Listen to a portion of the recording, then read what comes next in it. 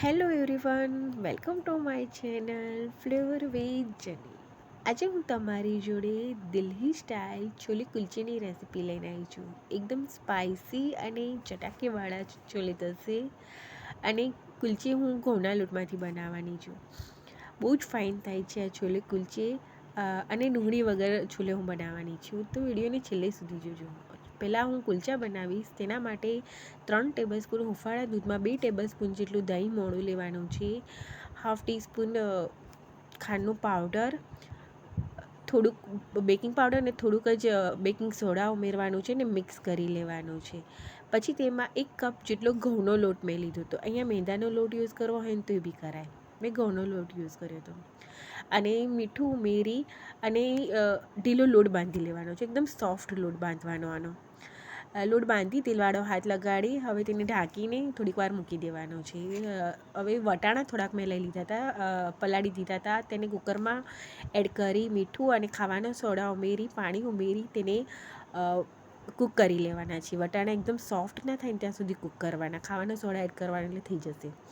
હવે એમાં ઉમેરવા માટે એક ડ્રાય મસાલો બનાવીશું. 1 ચમચી જેટલું જીરું, 3 થી 4 લાલ સૂકા મરચાં અને અડધી ચમચી મરી. થોડાક શેકાઈને પછી મેં અજમો થોડોક એડ કર્યો હતો એમાં. અડધી ચમચી જેટલો અજમો એડ કરવાનો છે અને તેને શેકી લેવાનું છે. એકદમ ધીમા તાપે શેકી લેવાનો આ મસાલાને. ઠંડો થાય પછી તેને ક્રશ કરી લેવાનો. એટલે આ ડ્રાય મસાલો રેડી થઈ જશે. આ છોલેમાં એડ કરવાથી આનો ટેસ્ટ બહુ જ ફાઇન આવતો હતો. હવે એમાં ઉમેરવા માટે અડધો કપ ફુદીનો અને અડધો કપ કોથમીર ધોઈ અને તેને પાણી ઉમેરી ક્રશ કરી લેવાનું છે. ફુદીનો અને ધાણા નાખવાથી છોલેનો ટેસ્ટ બહુ જ ફાઇન આવે છે. હવે છોલે આવી રીતે એકદમ સોફ્ટ બફાઈ જવા જોઈએ. એક વાસણમાં મેં લઈ લીધા હતા. એક મોટું ટામેટું ઝીણું કટ કરી લીધું હતું, તે ઉમેર્યું. ડુંગળી જે લોકો ખાતા હોય તે લોકો એક ડુંગળી બી ઝીણી કટ કરીને ઉમેરી શકે છે. આદુ મરચાં ઉમેરી દીધા હતા. પછી જે ચટણી રેડી કરી હતી ને કોથમીર અને ફુદીનાની તે ઉમેરી દેવાની છે. આંબલીનો પલ્પ મારી પાસે આવો હતો એ મેં ઉમેર્યો હતો. હવે ચાટ મસાલો, કાશ્મીરી લાલ મરચું પાવડર, સંચર, જે પેલો મસાલો ક્રશ કર્યો હતો એ, અને ગરમ મસાલો, આ બધા મસાલા છોલેમાં ઉમેરવાના છે. બહુ જ ફાઇન લાગશે. હવે આ બધા મસાલા છોલેમાં ઉમેરી દેવાના.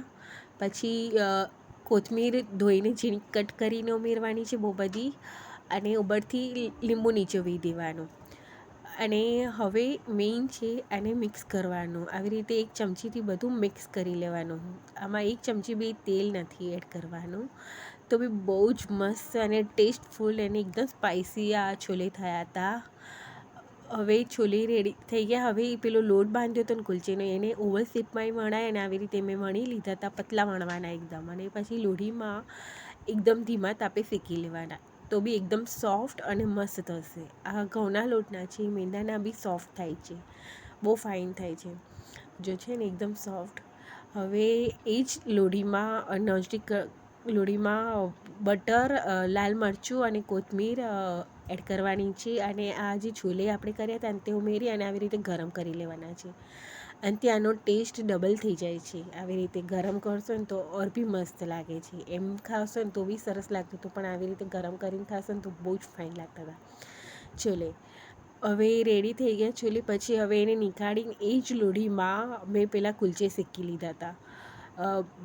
બહાર આવી રીતના બી કુલચા મળે છે, મેં એવી રીતે કર્યા હતા. બહુ જ ફાઇન લાગતા હતા.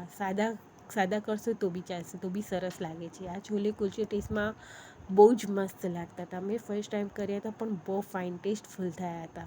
આમાં ડુંગળી વગર બી બહુ જ સરસ લાગતા હતા. તો કેવી લાગી આ રેસીપી, કેવી લાગી મારી મહેનત? જો ગમે તો મારી ચેનલને સબસ્ક્રાઈબ કરવાનું ના ભૂલતા. Thank you for watching. મળીએ નેક્સ્ટ વિડીયોમાં. બાય.